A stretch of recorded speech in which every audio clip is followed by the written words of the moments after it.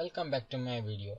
In this video, you're going to learn how to create a Python program and how to execute it. To create a Python program, we need to install some of the packages related to the Python background. So, you have seen many hackers use Python programming to create a hacking tools. So now, I'm going to install Python by typing apt install Python and then pressing enter.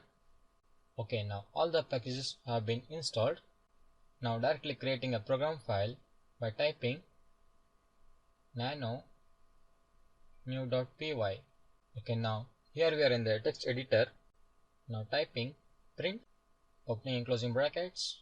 In that I'm going to write hello, this is a Python program, ending up the semicolon. Next, I equal to 100, j equal to 200, print I plus j. So now I'm going to press Ctrl O to save the files and then Ctrl X to exit from the file.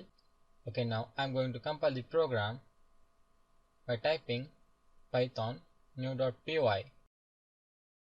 Okay, now here you can see the output, that is hello, this is a Python program and the addition of two variables. So that's how we are going to create a Python program in our termux. That's all in this video. Thank you.